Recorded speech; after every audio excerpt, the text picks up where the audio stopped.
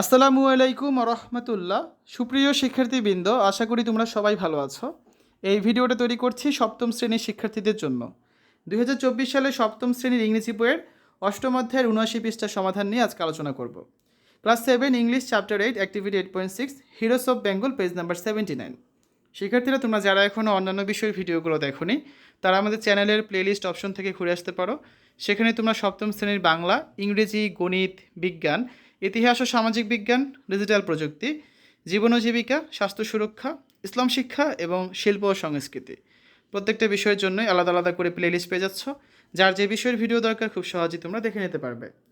Activity 8.6. Now read the following text and write the function or purposes of the highlighted conjunctions in the sentence. One is done for you. এবার এই নিচের লেখাটি পড়ো এবং তাতে highlight করা conjunction বাক্যে কী কাজ করছে তা লেখো। একটির উত্তর করে দেওয়া হলো, ঠিক আছে? তো এখানে কিছু হাইলাইট করা নেই, নিচে হচ্ছে সেন্টেন্সগুলো দেওয়া আছে। যেমন প্রথম সেন্টেন্স হাইলাইট করা বাট, তারপর হচ্ছে অ্যান্ড এবং এরপর হচ্ছে অর। তো আমরা পুরোটা পড়ি, ঠিক আছে? One day Badal and his elder brother were going to school. একদিন বাদল এবং তার বড় ভাই স্কুলে যাচ্ছিল। His brother was talking but suddenly he became silent. এই যে প্রথম যে লাইনটা ছিল সেটা, ঠিক আছে? তাহলে এখানে বাট হচ্ছে কি কনজাংশন, অর্থাৎ তার ভাই কথা বলছিল কিন্তু হঠাৎ করে সে নিশ্চুপ হয়ে গেল বা চুপ হয়ে গেল।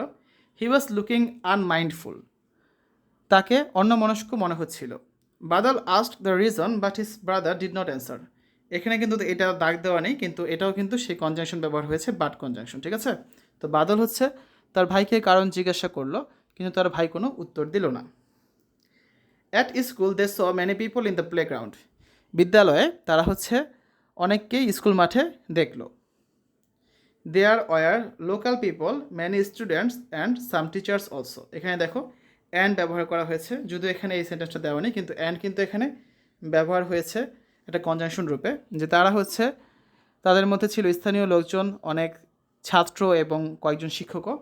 দে heard the head teacher say we will bring independence or will die. এই যে শেষ লাইন যেটা আছে, অর হচ্ছে এখানে কনজাংশন, ঠিক আছে? যে আমরা প্রধান শিক্ষককে বলতে শুনলো তারা, যে প্রধান শিক্ষক বলছেন আমরা হয় স্বাধীনতা আনবো নতুবা আমরা মারা যাব। আর এখানে আরেকটা সেন্টেন্স যেটা ছিল দেখো, এটা মার্ক করে দিচ্ছি। One day Badal and his elder brother, এই যে অ্যান্ড, এটা হচ্ছে কি এখানে আরেকটা কনজাংশন। এই তিনটা কনজাংশন এখানে দেওয়ার সেন্টেন্সে আমরা এখন এগুলো ফাংশন বা কেন ব্যবহার করা হচ্ছে সেগুলো দেখব। যেমন প্রথমে যেটা রয়েছে, his brother was talking but suddenly he become silent. তার ভাই কথা বলছিল হঠাৎ করে সে চুপ হয়ে গেল। এখানে কেন ব্যবহার করা হয়েছে বাট?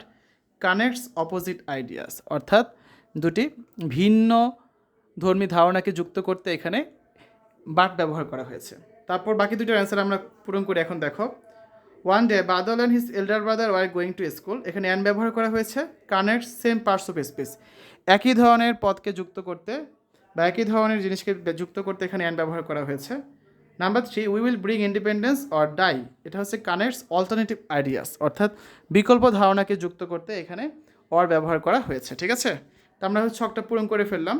পরবর্তী ক্লাসে অ্যাক্টিভিটি 8.7 নিয়ে আলোচনা করব, যেটা রয়েছে তোমাদের বইয়ের 80 পৃষ্ঠায়। শিক্ষার্থীরা, এতক্ষণ তোমরা দেখলে class 7 English chapter 8 heroes of Bengal activity 8.6 page number 79। আশা করি ভিডিওটা তোমাদের কাছে ভালো লেগেছে। পরবর্তী পর্বগুলো দেখার আমন্ত্রণ জানিয়ে আজ এখানে বিদায় নিচ্ছি। আল্লাহ হাফেজ।